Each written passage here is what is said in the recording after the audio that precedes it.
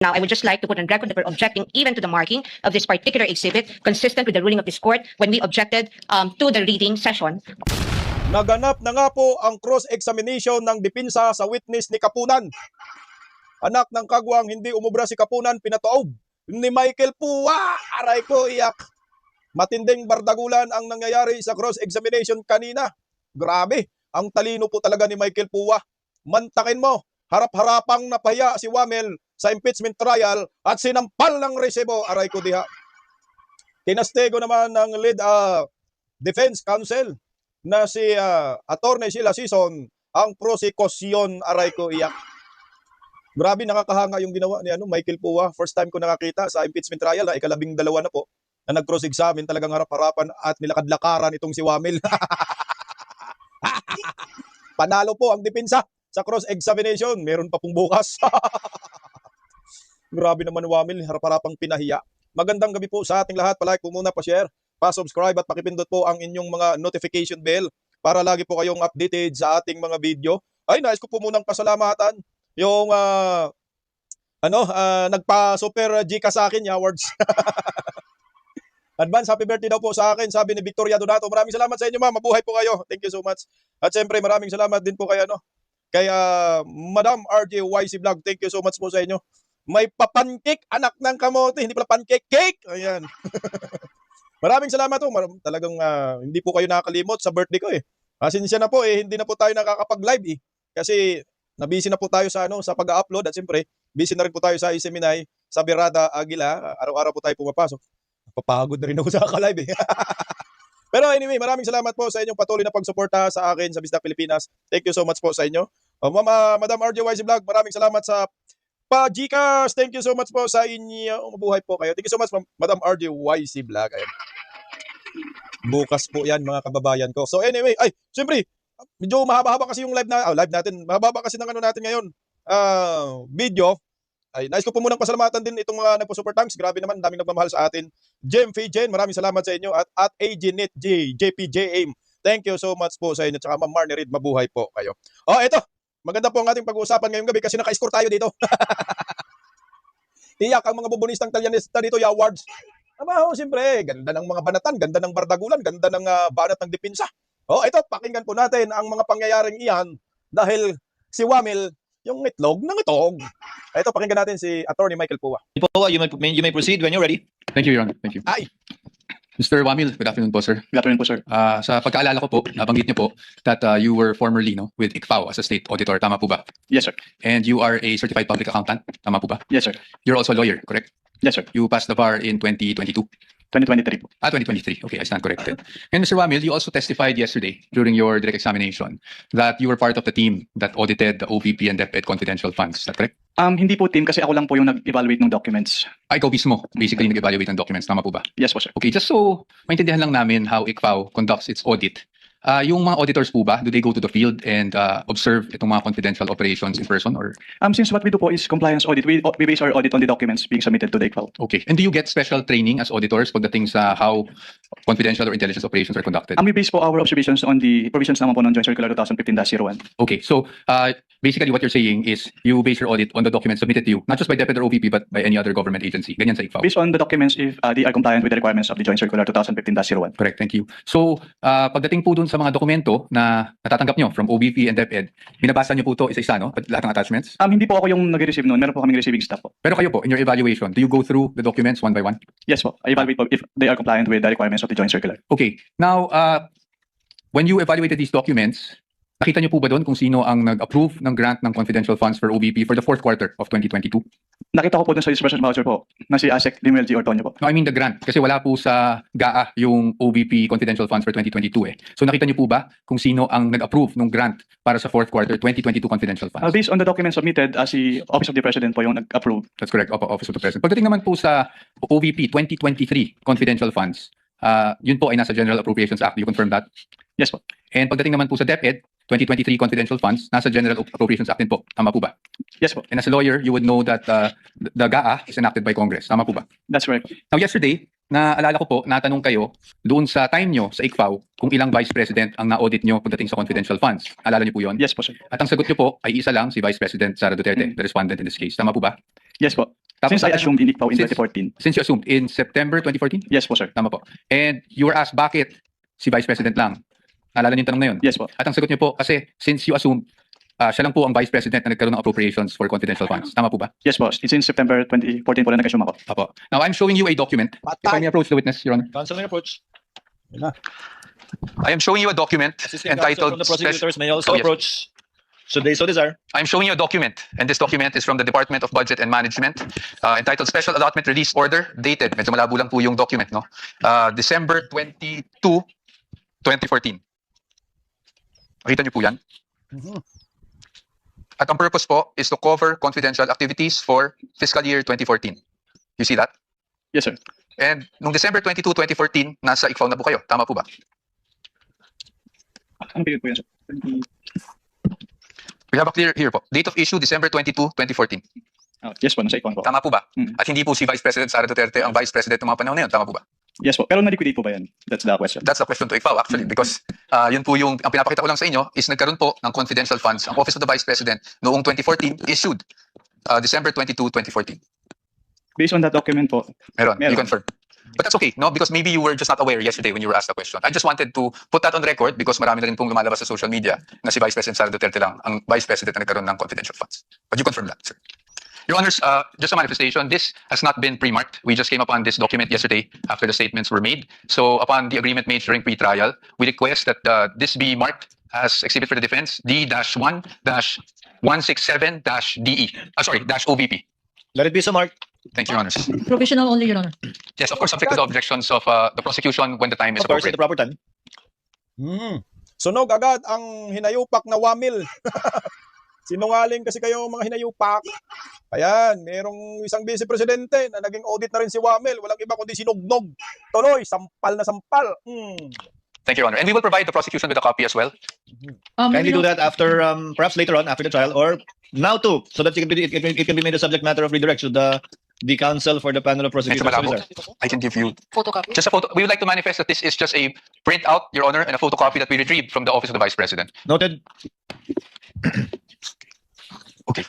Ito, bibigyan ko natin ito. Okay, hindi na. Okay. Anyway, Mr. Witness, nung pinag-aaralan ko yung nature ng confidential funds, may mga issuances akong nakita aside from yung JC 2015-01 na parating yung nami-mention kahapon and today. And that is COA Circular 92-985. Yun po ba ay familiar sa inyo?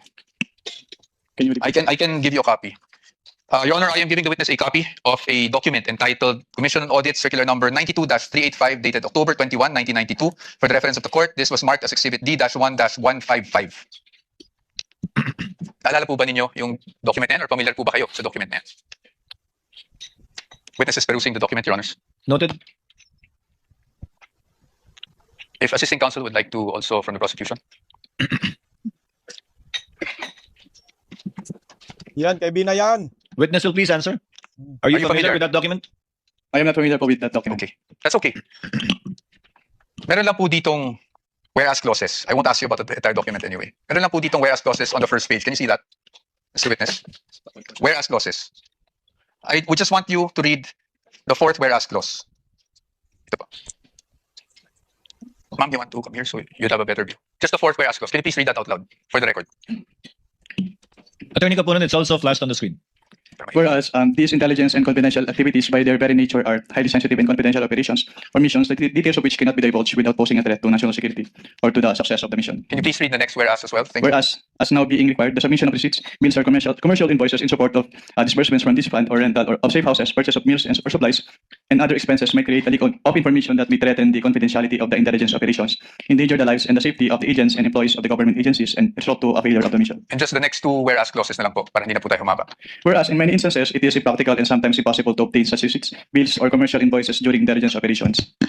Whereas, by its very nature, the use of confidential and or intelligence and or confidential funds requires an approach allowing more flexibility in intelligence operations. Thank you, Mr. Witness. Manifestation, Your Honor. First of all, this exhibit presented by counsel for the respondent is dated October 1, 1992, Your Honor. Whereas the joint circular cited as basis by this witness, Your Honor, is dated 2015, Your Honor. There is no indication here. Okay. There is an indication here, Your Honor, that all issuances Joint circular. inconsistent Repeating clause. herewith are hereby amended or revoked accordingly. Similar provision, Your Honor, by way of manifestation. The joint circular. Can I see? Is likewise Your Honor, mentioned in the Joint Circular 2015. Observation for the record that 2015 supersedes this circular cited by Counsel for Respondent, which is dated 1992, Your Honor. For the record. Noted. Thank you, Your Honor. Proceed. But again, we'd like just a counter manifestation that the repealing clause under JC 2015-01 states, and I quote, all circulars, memoranda, rules, regulations, and other issuance inconsistent herewith are deemed repealed and superseded accordingly. So the repealing clause in 2015-1 did not specify COA Circular 92-895. Precisely our point, Your Honor. Your Honor, please counter manifestation. Of course, Counsel. Counsel read the literal meaning, Your Honor, but the substantive meaning is all circulars are deemed repealed and superseded accordingly. His interpretation, my interpretation, but no interpretation needed, Your Honor. 9.0 is expressed. All are repealed and superseded accordingly. Manifestation is duly noted. Thank you, Your Counsel, Honor. proceed. Your Honor, the documents would speak for themselves, Exactly. and we will leave this to the Honorable Court as to not prolong the debate on this matter.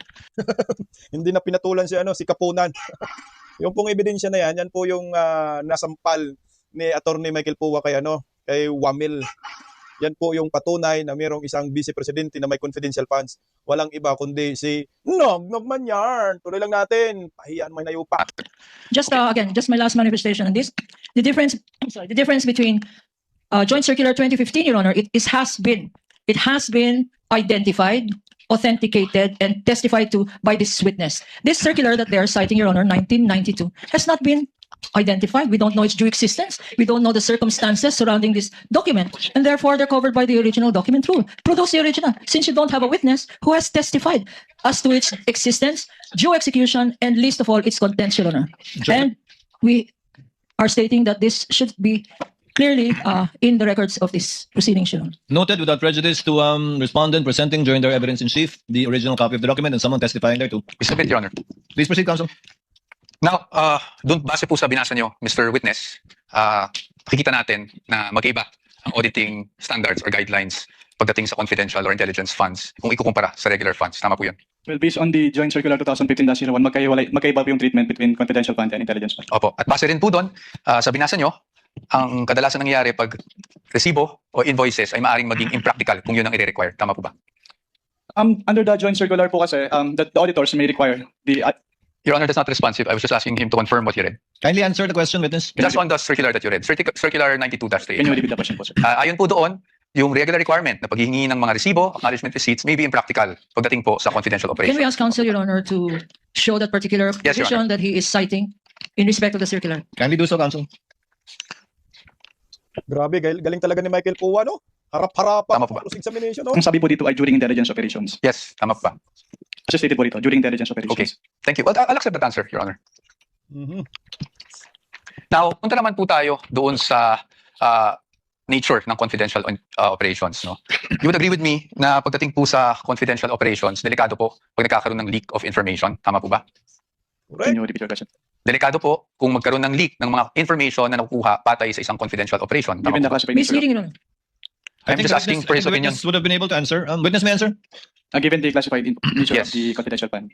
Yes, thank you, Mr. Witness. In fact, you being a lawyer, you know that there are laws prohibiting the unauthorized disclosure of confidential information, correct? Can you repeat po? You being a lawyer, sir, you are aware that there are laws prohibiting the unauthorized disclosure of confidential information, correct? Can you state what specific laws po yun? Revised Penal Code under Article 229, for example, on the revelation of secrets. Yes po. Yes, Republic Act 3019, Section 3, Paragraph K, on unauthorized divulging of confidential information, correct? Yes.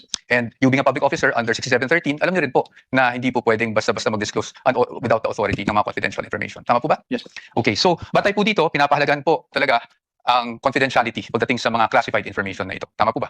You would agree with me? Yes, sir. Yes. Now let's go to the joint circular that we have been mentioning since yesterday. No, ito pong joint circular number 2015-01. And I'm referring to the circular with which we have remarked as D-1-136 for the defense, Your Honors. And I think we will be flashing that on the screen as well. Ito naman po yung pag-usapan natin. I just wanted you, Mr. Witness, to give us the definition of confidential funds. Diyan po sa circular niyan under, I think it's page 2, item 3.7. Can you please read it for the record?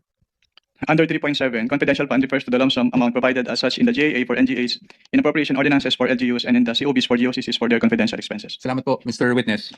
At pagdating po, nabasa niyo po yung word na lump sum, ibig po sabihin nito, buong halaga? Buong amount? As opposed to having line items for expense, tama po ba? Ano na, Mr. Wamil? Utang ina, pinabasa yung anong ibig sabihin ng confidential funds. Pag confidential nga, confidential yarn. Tuloy lang natin, Attorney Michael Pua.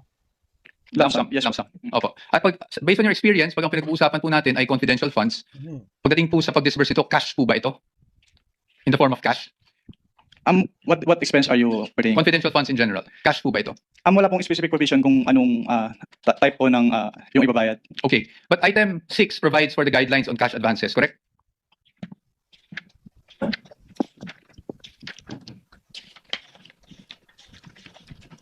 Based on this document po, yes po. Yes po. And I refer you now to item 6.1.2.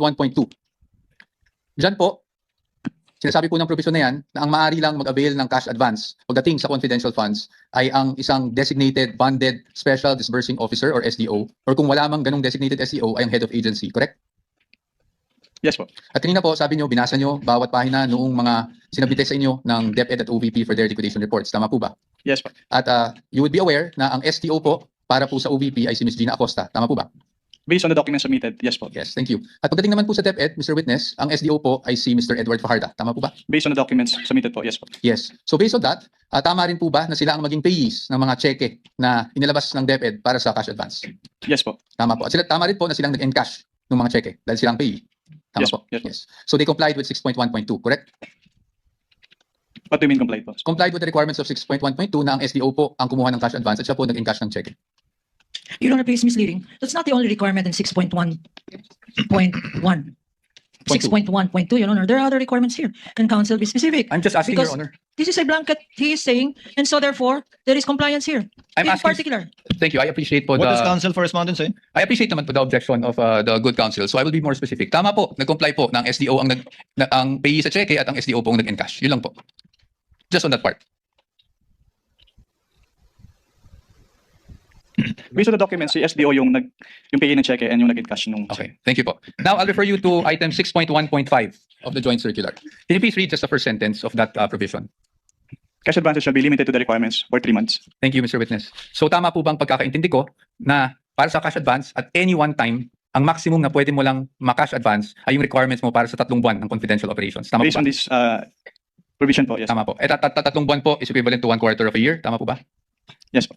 Okay. Now, base po dyan sa provision na yan, nakasulat na ang maximum amount ay para sa 3 buwan.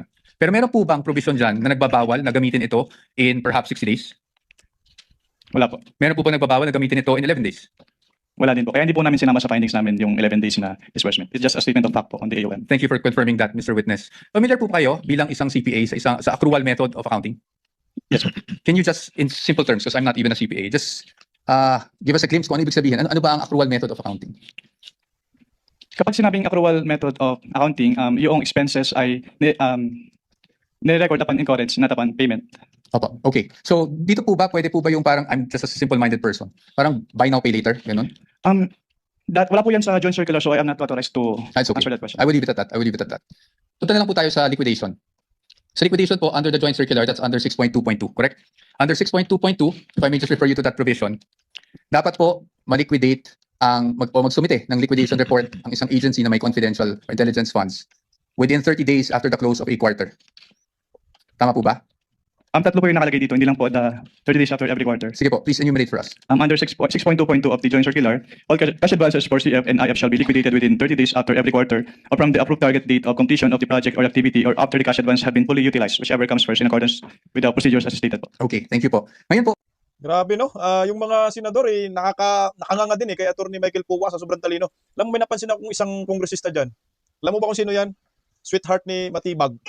Yan anak ng kagwang naman talaga. Tuloy lang natin Ngayon po, papakita ko po sa inyo yung liquidation report na isinumite ng OVP for their 4th quarter confidential funds 2022. Maybe this time we could just ask our assisting counsel, Your Honor, to hand the document. Assistant counsel for the other side may also approach. Maaari niyo po bang matukoy kung anong date po na-receive ng COA ITFAO itong liquidation report ng OVP? Based on the transmittal letter po, January 17, 2023. January May we know, 17. Your Honor, for our understanding, what exhibit number? Sorry. Counsel Thank you for refer. reminding me, Your Honor. You're welcome. This is exhibit D-1-4-OVP. This is the prosecution's P-1-11-A. No, I'm sorry. What? I'm sorry, what is it? Sorry, D-1-1. D-1-1. Sorry, Your Honor. Dash 1. I was just corrected. Your Councilor Honor, for the record, this is not a common exhibit, Your Honor. duly noted. Now, base po sa date na nabasa nyo, compliant po ba na within the 30-day period ay nakapag-submit sila? Yung act lang po ng pag-submission, na pag-submit rather, ng liquidation report. Based on this document po, yes po. Yes po. And kung mapapansin nyo po, doon po sa transmittal, meron pong isang checklist. Tama po ba?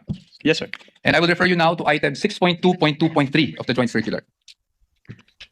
Ayon po sa 6.2.3 ng nasabing joint circular 2015-01, ang gagawin po ng receiving officer ng COA ICFAO ay titingnan po yung checklist, tapos susuriin po yung mga dokumentong isinumite ng ahensya, yung mga attachments, kung pasok siya doon sa checklist of supporting documents na kinakailangan. Tama po ba? Can you repeat your question po? Ayon po sa 6.2.2.3, ang receiving officer ng COA ICFAO ay titingnan yung checklist and then titingnan din, susuriin yung mga naka-attach na dokumento kung compliant siya dun sa checklist. Tama po ba? Yes po, based on the joint circular. Based on that same provision, kung yun po ay kompleto, tatanggapin po ng COA ICFAO. Tama po ba? Yes po. At pag hindi po kompleto o meaning kulang po yung mga attached documents, yun po ay dapat ibalik ng COA ICFAO sa ahensya at hindi mo natatanggapin. Tama po ba? Yes po. Based on And- this provision po. Opo. And in this case, because of the receiving stamp, would you say na tinanggap po ng ICFAO ang submission ng OBP? As stamp po nung ICFAO, yes po. Okay. Thank you, Mr. Witness. Now, basing on this document na natanggap ng COA ICFAO on January 17, 2023, ang kanilang liquidation report, meaning the OVP for the fourth quarter 2022 confidential funds, it took more or less 8 months for COA to issue its official finding. Tama po ba? Yes po. I am showing you a copy of the AOMs that you issued that were also presented yesterday. May we know the exhibit number, Your Honor? Yes, Your Honor. I will get to that. Grabe, galing Pwede na mo na yung yung mga next documents. Are you showing the one for the OVP or the DepEd? OVP, Your Honor. OVP, that would be This is D-1-103-OVP, Your Honor, for the first AOM issued on September 14, 2023. that's the counterpart of P-1-12-A. And isunod ko na po yung pangalawang AOM na na-issue on October 3, 2023. This is D-1-104-OVP for the defense. Which is P-1-12-B for the prosecution. Thank you. Now, Mr. Witness, napansin ko na yung date is September 14, nung 2023, nung una yung AOM. Tama po ba? Yes po. And that was actually just a few days after the budget hearing of COA held to August 24, 2023, kung saan may mga legislators that, asked COA to look into the OVP confidential funds. Are you aware of that? Just if you're aware. I am not aware of that. That's okay. Grabe, galing ni Michael Powa. Tuloy lang natin, oh. Sarap pakinggan. Now, I'll just move on to the AOMs themselves. No? Now, kahapon, nasasabi niyo po na nagkakaproblema tayo sa, may nakita kayong finding doon sa fiscal and financial plan. Tama po ba? Yes, sir. Ng OVP. At yan po ay nakasaad din sa inyong findings dyan. Yes, Tama po ba? Opo. You referred to, if I'm not mistaken, and please correct me if I'm wrong, item 4.2 of the joint circular. Yes, sir. Tama po? Yes, sir. Maaari niyo po bang, andyan pa po ba yung joint circular? Yes. Maaari niyo po bang basahin yung 4.2 ng joint circular para lang po sa kalaman natin lahat? Under 4.2 of the joint circular, all allocations of CF and or IF shall be supported with fiscal and financial plan indicating the proposed amount allocated for each program, project, and activity where disbursements pertaining to the CE and IE shall be based. Tama po. Thank you po, Mr. Witness. Dito po, sa kanilang fiscal and financial plan, the program stated is actually the Good Government Program. Tama po ba? Yung binabasa ko lang. Based on the document, yes. Based on the document. At ang expected outcome ay safe implementation of OVP initiatives and confidence building. Based on the document. Based on the document, yes. At ang physical target will be number of areas with surveillance and confidential activities conducted or monitored. Tama po ba? Yes. As well as the number of activities. Tama po ba? At ayon po dun sa binasa nyo, wala naman pong guidelines on how specific it would be. Correct? Well, nakalagay po kasi dito, dapat i-indicate yung each program, activity, and project na pagbabasihan ng disbursement ng CF. Apo. I won't argue with you. So basically, yung finding nyo po is based on your assessment as an auditor. Well, since it is a plan, dapat po naka-indicate talaga dito kung paano nila gagastusin yung kanilang confidential fund. That's okay. Yes, I'll accept that answer. Now, nabanggit nyo rin po na hindi po nag-submit ng DEPs and or document evidencing payment. Tama po? Yes, sir. At yun po ay inilagay nyo sa inyong AOM. Tama Yes, po? yes, sir. At nabanggit nyo rin po na sumagot ang OVP dito sa AOM na to. Tama po ba? Yes, sir. Tama po. At pagdating po doon sa sunod na step, which is the notice of suspension, tama po ba? Yes, sir. Would you agree with me Section. na hindi na po na-carry over yung issue doon sa fiscal and financial plan?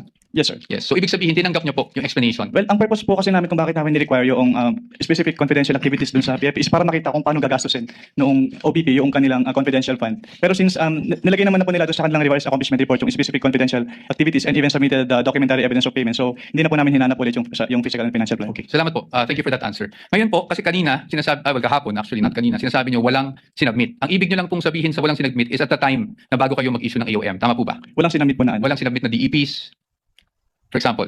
Yes po, kasi sinamit po nila yung DPs after we issued both AOMs po. Opo, thank you po. Ngayon, punta naman po tayo doon sa notice of suspension. Nandun pa po kayo di ba, ng notice of suspension? Yes, sir. And you suspended in audit the amount of 125 million. We are showing him a copy of the notice of suspension, Your Honor. This is Exhibit D-1-107-OVP for the reference of the Honorable Court. NP-1-13-A on the part of the prosecution. Okay.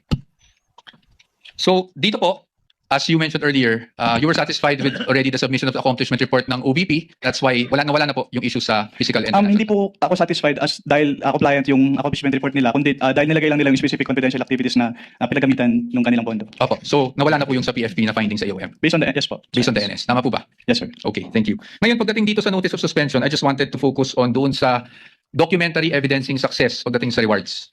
Yes, sir. Nabanggit niyo po, this is 4.8.5, paragraph B specifically of the joint circular, correct? Yes, sir.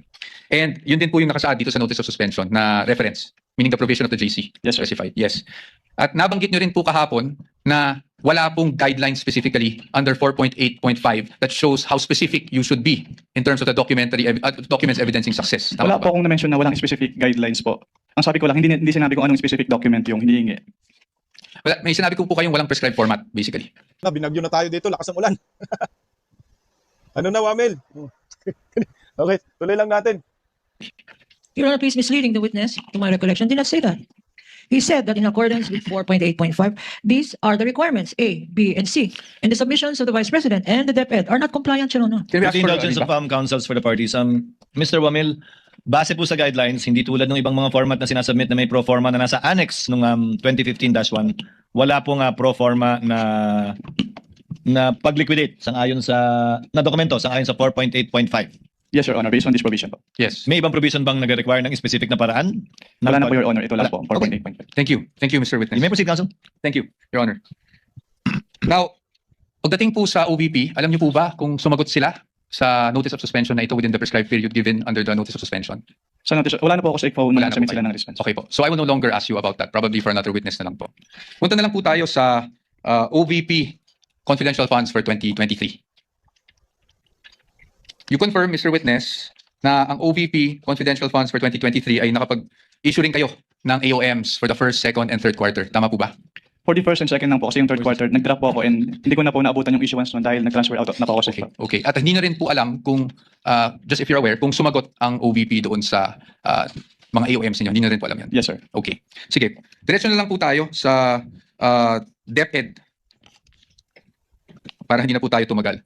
Sa DepEd po, nakapag-issue rin po kayo ng AOMs. Tama? At least for the first and second quarter, nandun pa po kayo. Yes, sir. Tama po. Opo. And kanina po, pinag-uusapan po natin yung mga disbursement vouchers ng DepEd. Kung saan, natukoy nyo doon na hindi compliant dahil MOOE yung nakasulat sa disbursement vouchers. Tama po ba? Naalala niyo po yun? Sinagot ko lang po yung tanong ni Atty. Lorna kanina. At ang sagot niyo po, natatandaan niyo po ba yung sagot niyo? Ay MOOE siya at hindi confidential funds. Yes po. Now, Mr. Witness, I will show you a page of the General Appropriations Act. Can I have that copy?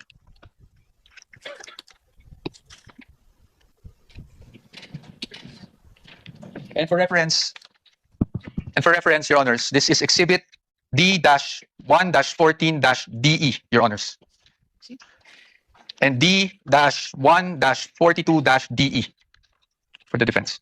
Counsel may approach the witness as well as counsel for the panel of prosecutors. Ito lang. So, dito po, sa page 376, volume 118, number 52, ng General Appropriations Act FY 2023, klarong-klaro po na ang confidential, intelligence, and extraordinary expenses is under maintenance and other operating expenses, which is the MOOE. Pero if I may clarify lang po kasi, Yes po. yung MOOE kasi is very broad. So Yes hindi po. lang confidential fund yung covered niya. Apo, we will get to that, Your Honor. Your Honor, please. DV. Saan nakasulat? Kabado si Kapunan, oh. Thank you. Kaya po dito, sa ating naging disbursement voucher. Your Honor, with respect to counsel. yes, of course. Permission of Attorney Again, Poa, the yes. document- Again, this Observations document, and manifestations, Counsel? Your Honor, this document violates the original document rule. First, it is a photocopy. It is not even a photocopy of anything that is certified, Your Honor. Although, under the original document rule, you can dispense with the presentation of the original. If you present the original first and then substitute a copy, because a copy, a photocopy, is now considered likewise, if properly authenticated as an original. This is a scrap of paper, Your Honor. We don't even know. General Appropriations Act of who? Of which administration? And consisting of how many pages, Your Honor? This particular document, Your Honor, should not even be testified to because we don't know its provenance. For all we know, we don't know where this document came from. Los mo kapunan, kayo nga, puro Xerox. O narito, sagot ni Atty. Michael Poa. Oh. Your Honors, may I We comment? object, therefore, to this document. May I comment? What is the comment of Attorney Poa? Your Honors, the copy we are showing is actually a certified true copy of the Commission on Audit, certified by Davin E. Bakay. Your Honors. Certified true copy of the part of the GA? Yes, Your Honors. Anyway, Counsel, we will be ruling on the admissibility of these documents when formal offer is made after the presentation of evidence in chief by the respondents. We submit, Your Honor, but as another observation, Your Honor, we are aware, I think counsel is aware, that if you produce and you ask questions on a portion of a document, then you are compelled to produce the whole document, Your Honor. We want this on file. Produce the whole GAA. For all we know, Your Honor, there may be provisions in that GAA which contradicts the provision he's saying. So he is compelled under the rules, Your Honor. In addition to the rules of admissibility, he is compelled to produce the whole GAA. And we want that on record, Your Honor. Presiding officer is already ruled. The manifestation and objection of the counsel is duly noted. Counsel may proceed. Thank you, Your Honor. And under the disbursement voucher, Exhibit D-1-58-DE, nakasulat po na MOE, replenishment of cash advance under maintenance and other operating expenses authorized under page 376 of RA number 11936, which is precisely the page of the GAA. Pero marami po kasing nakalagay na expense items under MOE in this page po. Okay, we will accept that answer, Mr. Witness. Now, Mr. Witness, pagdating po sa DepEd confidential funds, as you mentioned, you issued the first two AOMs. Yes, sir. Tama po. I mean, AOM for the first and second quarter. Rather. Yes, sir. Pero hindi nyo na po natanggap yung response. Kasi wala na kayo sa ICFAO. Yes, sir. But would you know, just curious, would you know kung ano yung present status nitong mga AOMs na to? Hindi po. I don't have personal knowledge about that. Okay. So you wouldn't know of whether may credit notice o wala? Yes, sir. Oh, but since you're an auditor, ano po ang ibig sabihin ng credit notice para sa isang auditor? Kapag sinabing credit notice, yung documents submitted ay already passed in audit na po. Opo, pass in audit, meaning allowed? Yes po. Allowed in But subject to the reopening of the audit later on po. Okay, thank you, Mr. Witness. Ngayon, Mr. Witness, since hanggang doon lang naman, no, yung naging saklaw talaga ng inyong service, I don't want to prolong this any longer. Gusto ko lang makita, based on your findings, AOM, diba? Tapos yung notice of suspension para sa OVP and the AOMs for DepEd, these are preliminary findings, correct? Yes po, kasi nire-require pa naman sa agency na mag-justify yung findings and submit the documents being sought po dun sa... Opo, at based po dito sa findings niyo, wala namang pong expressly nakasulat na may misappropriation at this point. Actually, yung presumption of misuse kasi nasa item 8.3 na kapag hindi nag-liquidate or failure of liquidation of the accountable officers upon due demand shall be a prima facie evidence that such one has been put to personal benefit or misuse. Yes, but I am just asking for the response na meron po bang expressly nakasulat sa mga findings niyo? Ask and answer, Your Honor. It is That is a presumption po. So hindi Opo. kailangan May isabihin. expressly po ba na nakasulat na may isang kusing na napunta sa bulsa ng Vice President? Ask and answer, Your Honor. Wait, don't answer. Good. That question, Your Honor, has been asked and answered. That's the Sustained- ruling, Your Honor. Sustained, Counsel. I think where you're getting at, modify your question. You can get it. Okay. So, basically po, ang findings nyo ay preliminary lamang. Wala pong any conclusive finding pa as to any misappropriation. Yun lang po ang tanong ko. Ang sabi kasi sa circular, upon failure to liquidate, No, meron I ng am asking, presumption. Your Honor. Ask and answer, Your Honor. No, You the already witness said. Asking if it's... The witness is not responsive. Kindly respond. I think the question is quite simple, Yun lang naman Mr. po. Wamil. Preliminary pa lang. So, wala pang any conclusive finding as to any misappropriation. Yun na lang po. Para lang po, masagot nyo na ng diretso. Hindi naman po kasi kailangan i-state doon sa findings. Again, Your Honor, non-responsive. Let the presiding officer be the one to do it, or try to do it. Kapag ka nag-issue po kayo ng AOM, Audit Observation Memorandum, failure to liquidate na po ba yun? O may mga observation pa lang kayo? Kailan masasabing may failure to liquidate na? No? Pag may notice of disallowance na, notice of suspension, o AOM pa lang? Nakalagay po kasi sa joint circular, Your Honor, under 8.3, failure to liquidate by the accountable officer upon due demand shall be a prima facie evidence. Opo, again, Mr. Wamila, yung pag-issue nyo po ba ng AOM, pasok na sa failure to liquidate upon due demand o hindi pa po? Hindi pa po sa AOM, Your Honor. Kasi wala pong due demand sa AOM. Yes po. At may sasabi mo rin bang wala pang failure to liquidate? O meron na?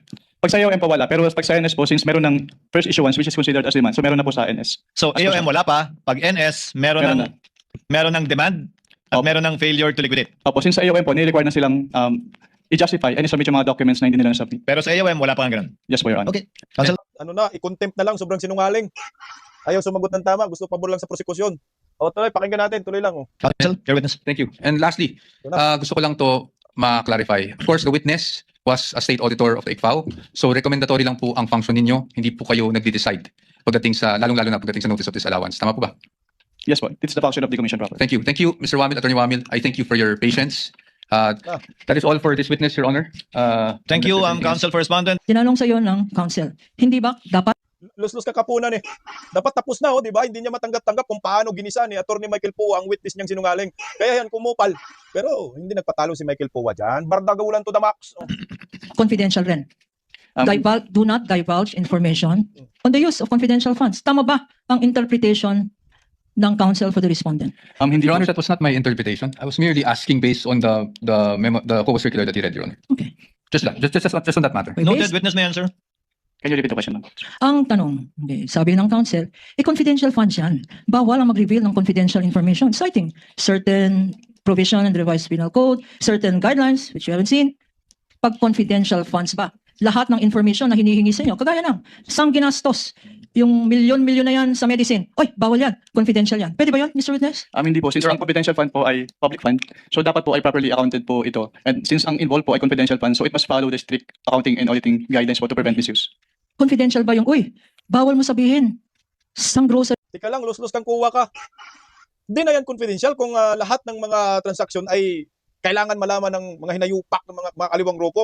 Kasi confidential nga eh. Kaya nga confidential eh. Sabi nga ni Rowena Guanzon, yung confidential talaga yan, nakasubri lang yan, bawal talaga yan buksan. Pero ito pwede daw, yaward. Lus-lus mo, Wamil. binili. As an Yung answer, Your pagkain na Honor. yan. As an answer. As an answered. Food, Your Honor. And As all an the answer, items there. Lahat ng items na sinabi natin. Food, medicine, As an answer, transport. Your Honor. As per rule. Your Honor, please, I only ask for the medicine. I know I'm itemizing because As an answered previously, counsel. Counsel for respondent is correct. Okay. Kindly move on to the next one. now, sinabi sa'yo na dapat, since this is accountable, strict, sinabi mo na ang pagka-interpret ng joint circular na yan, nandito sa, dapat strict, no? Yes, ma'am. Because public funds ito. Opo. Pag sinabi bang strict interpretation, and I will quote, strict accounting, the utilization of such funds is generally confidential and classified by nature, which requires not only strong internal controls. Tama? Yes. Nakita ba natin sa mga dokumento na sinubmit ng presidente, ng vice president at ng secretary of DepEd, nakita ba natin yung mga internal controls? Oy, tika lang, anak ng kagwang kang kapunan ka, sinabi mong presidente, talagang maging presidente si Inday Sara. Kaya, wala nang kwentang ano na to, impeachment. Hindi po. Bakit? Kasi Your since may Honor, the mga witness is incompetent to answer because he only based his audit on the documents provided. He has no knowledge on the internal controls of the Department of Education or the Office of the Vice President, Your Honor. Your Honor, If internal the witness controls. knows based on his observation of the documents submitted to him only insofar as that is concerned, Mr. Wamil, you may answer. since based on the documents po, may mga deficiencies pa rin po na noted. So it can be inferred na hindi strong yung kanilang internal control. Okay. Council also mentioned 3.9, which is confidential expenses. I don't think I mentioned that, Your Honor. Okay. Then I will mention it. Not subject of the Are you cross, Your Honor. are you referring to the JMC counsel? Your Honor, please, accounting, this council asked on how confidential expenses or funds are being accounted for. This is germane to the questions on cross. No, my question, counsel, is what 3.9 are you referring to? 3.9 of what? 3.9 of the joint circular, Your Honor. Is there one?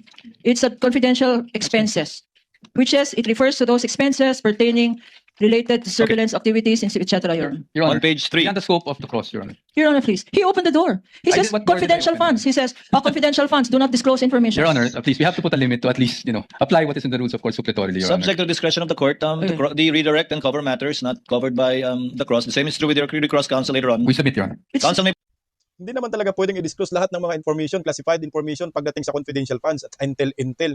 Kaya nga confidential and intelligence funds kasi secret, yaward. So ito, naka-score po dito si Atty. Michael Pua ang dipinsa at nagmistulang ugag si Kapunan at si Wamel. At kinastigo ng lead defense counsel itong prosecution. Binanatan po sila ni Atty. Sheila Sison. Panoorin, pakinggan po natin ang banat ni Atty. Sheila Sison. First, with respect to the motion to set conference for the transfer of exhibit markings, I just note that under paragraph 3 on page 2 of this motion, the prosecution is also requesting for the portion of Arturo Las Cañas affidavit, paragraphs 270, 270 paragraph B, and 270 paragraph B to be also marked. Now, I would just like to put on record that we're objecting even to the marking of this particular exhibit, consistent with the ruling of this court when we objected to the reading session of the NBI Director Melvin Matibag when he testified and was cross-examined by Defense Counsel Attorney Mark Binduan. So we object to the marking of this portion of Arturo Las Cañas affidavit.